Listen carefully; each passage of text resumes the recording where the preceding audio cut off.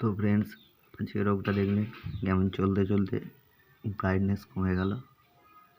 তো এই রোগটা আমরা ঠিক করবো, চলুন দেখা যাক। এটি একটি চায়না বোর্ড।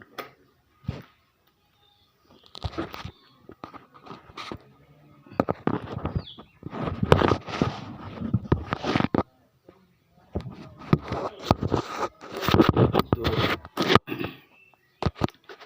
সর্বপ্রথম আমরা কী করবো,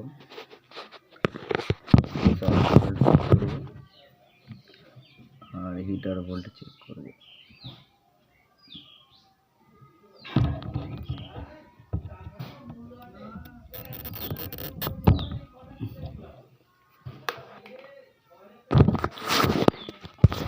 ধরা যাক 180 ভোল্ট। হিটার ভোল্টের মধ্যে প্রবলেম আছে।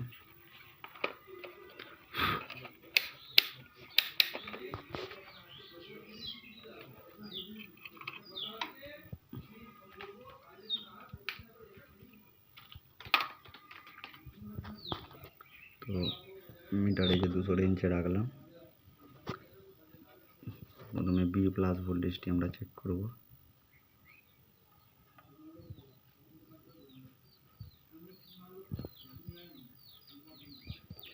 B+ দেখতে পেয়েছি। তো এরপরে আমরা 180 চেক করব। 180 দেখতে পেয়েছি। তো এরপরে এটি হচ্ছে আমাদের ফিলামেন্টের হিটারের লাইন। তো এই লাইনটি এসি লাইন, এইখান থেকে এখানে। তো এটি আমরা চেক করবো এসিতে। এসি 200 দিলাম। তারপর এখান থেকে দেখি কত বেরোচ্ছে। 3.7। এখানে এলো রেজিস্ট্যান্সের মাথায় 3.7।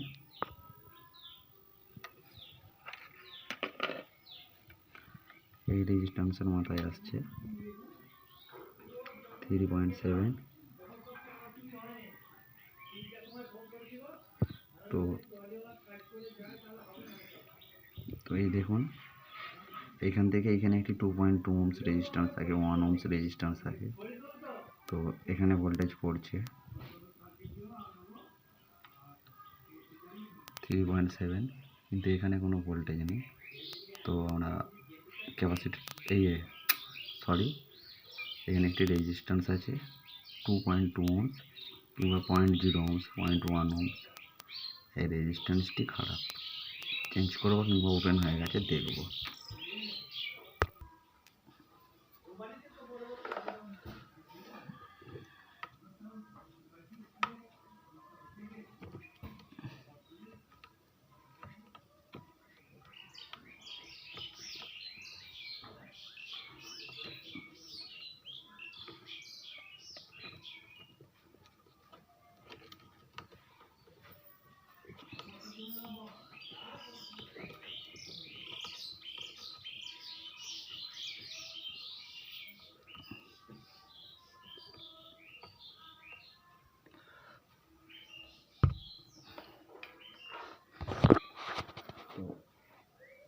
আমরা একটা রেজিস্ট্যান্স লাগিয়েছি, এবার দেখা যাক কি হলো।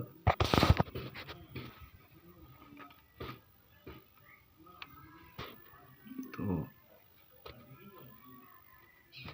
এখানে আমাকে 3.7।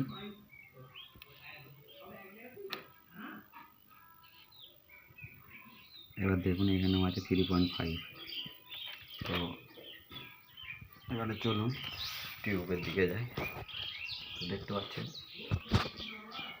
আর কোনো ভোল্টেজ কমছে না, কিচ্ছু হচ্ছে না, ফ্রেশ ছবি। তো আপনারা এইভাবেই কাজ করবেন। অবশ্যই আমার চ্যানেলটিকে সাবস্ক্রাইব করে ফেলবেন। একটা সাবস্ক্রাইব আপনাদের জন্য কিচ্ছুই না, কিন্তু আমার মনোবল বাড়াবে। পরস্পর ভিডিও পাবেন আপনারা নতুন নতুন রোগের।